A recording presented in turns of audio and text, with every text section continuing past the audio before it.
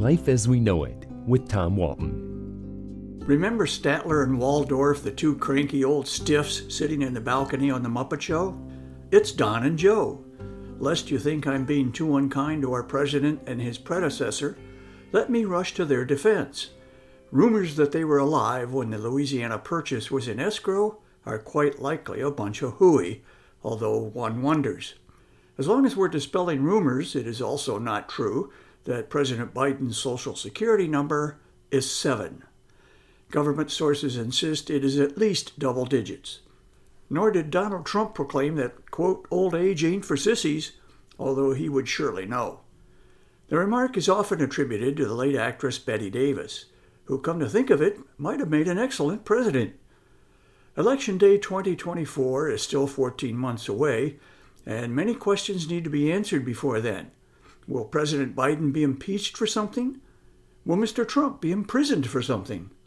Until we know, it's difficult to see anything but a rematch of 2020 between two really old guys.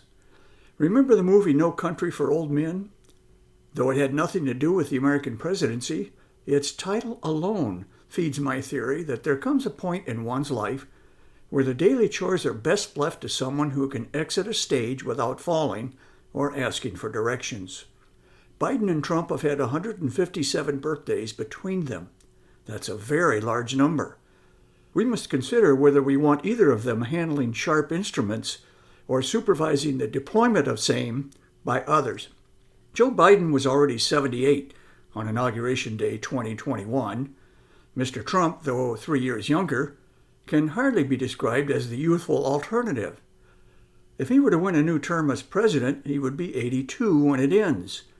Mr. Biden, if he wins re-election, would be 86 at the end of his term, provided he was able to serve it. The prospect of a do-over of 2020 comes as the nation is already contemplating its quickly aging leadership.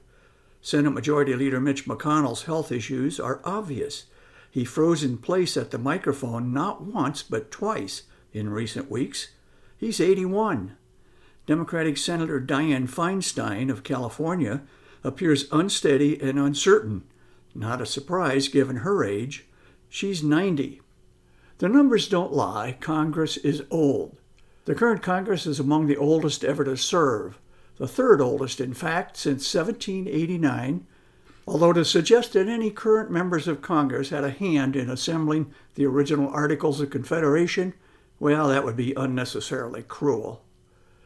The U.S. Constitution already sets forth a minimum age for the president, 35, but it says nothing about a maximum age. Maybe it should. If you didn't like the Statler and Waldorf analogy, perhaps you will be more receptive to another suggestion. Maybe it's time to elect a dog as our president. In dog years, a 5-year-old terrier would meet the constitutionally required minimum age of 35. Would it be Old Yeller? Old Blue? Either would be better than Old Don or Old Joe. So fetch me a yard sign right now.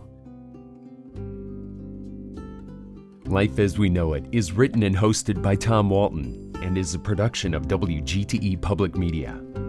Life as We Know It with Tom Walton can be heard on WGTE FM 91 every Monday afternoon during All Things Considered at 5:44 p.m. Or hear past episodes at wgte.org/life.